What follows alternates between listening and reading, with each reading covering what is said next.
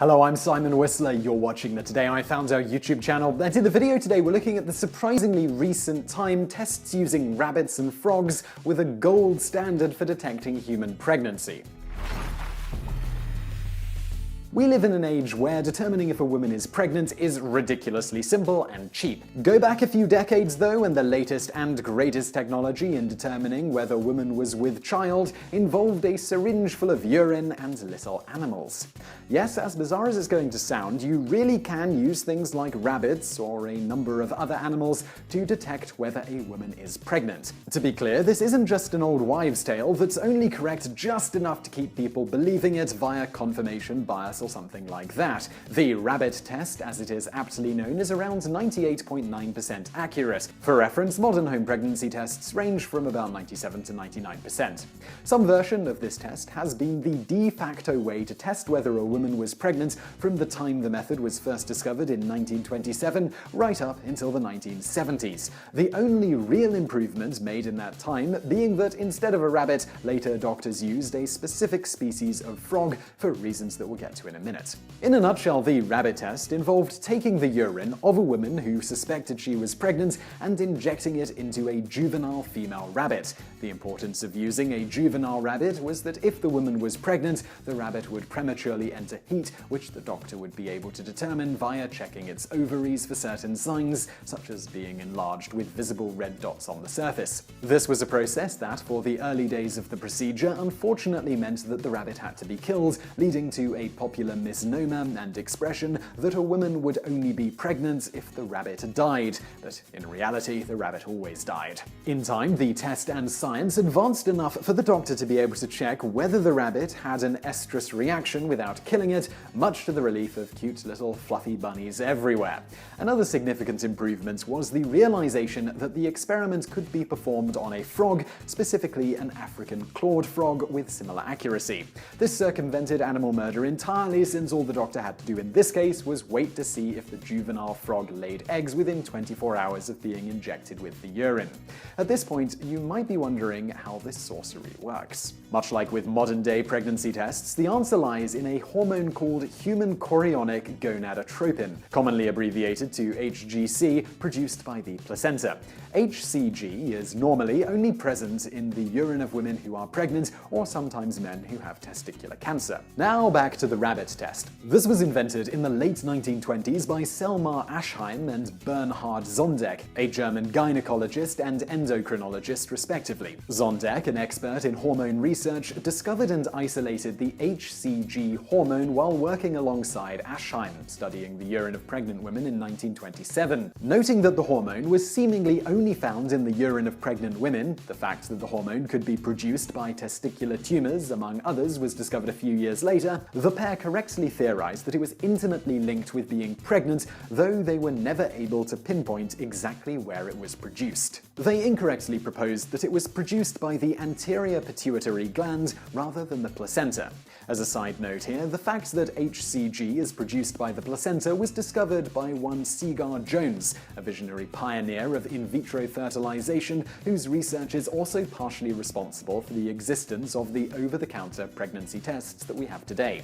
After isolating the hormone, the men began experimenting with it to see what effect, if any, it would have on mice and rats.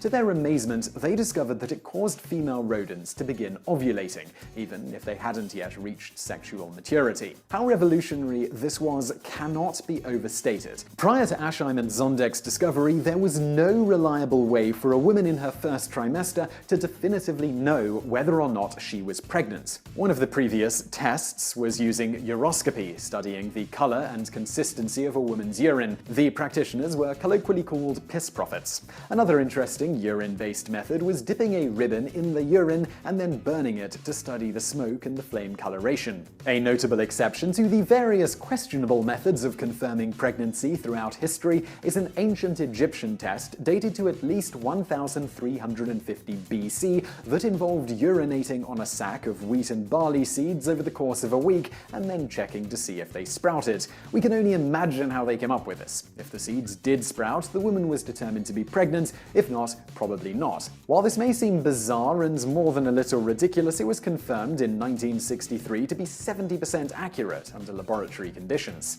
It is theorized that the presence of high levels of estrogen in the urine of pregnant women was the trigger here. By 1928, Aschheim and Zondek had perfected their rabbit test and called it the A to Z test as a nod to their names, and for the first time in all of human history, except in ancient Egypt, women who suspected they might be pregnant had a way to relatively quickly find out for sure. As for why rabbits were chosen over the aforementioned mice, this had less to do with the rabbit version of the test being more accurate and more to do with the fact that the rabbits were easier to handle. At around the same time the A to Z tests were making their debut, a British zoologist residing in Cape Town, South Africa, Lancelot Hogben, independently discovered that the African clawed frog would begin ovulating and producing eggs when its dorsal lymph sac was injected with certain hormones from sheep. Hogben repeated the tests with urine from pregnant women and noted that the frogs would similarly ovulate and lay eggs shortly after being injected, making them a reliable indicator for pregnancy.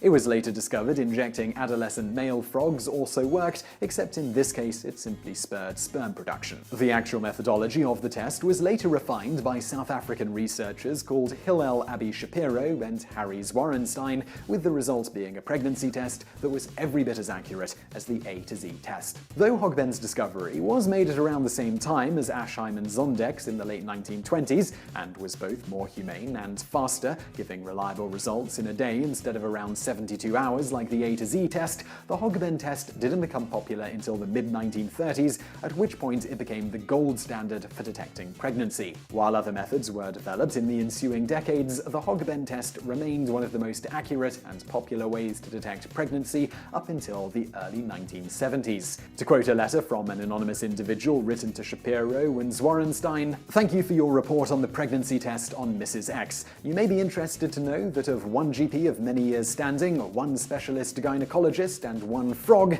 only the frog was correct. We like to imagine that after correctly overruling her more credentialed colleagues, they gave the frog a tiny doctor's coat." And if you're wondering, the first home pregnancy test didn't hit the shelves until 1978, created by Judith Vaitakis and Glenn Braunstein, and marketed by EPT for $10, about $37 today. It was a bit more complicated than the pea-on-stick versions we have today, consisting of a vial of purified water, a test tube with red blood cells from a sheep, a medicine dropper, a clear plastic support for the test tube, an angled mirror at the bottom, and some duct tape.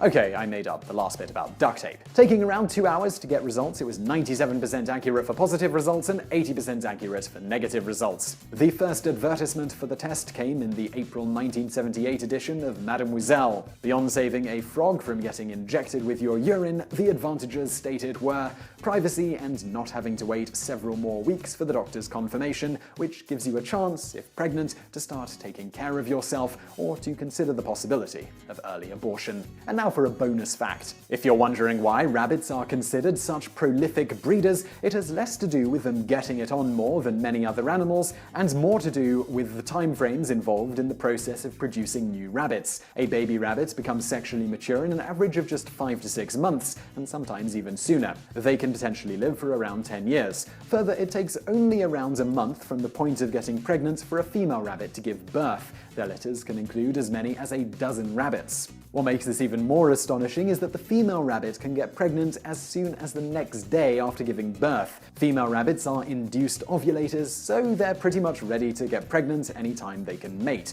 assuming they aren't already pregnant, with the mating triggering the ovulation. So even just a single female can give birth to several dozen baby rabbits in a year. Given this, combined with the fact that the babies are ready to make babies at the stage when most human offspring are still mostly just poop and drool factories, and you can see how rabbits get this reputation. So I really hope you enjoyed that video. If you did, please do hit that like button below, and don't forget to subscribe if you haven't already. Also, over there on the right, a couple of other videos you might enjoy if you enjoyed this one, and thank you for watching.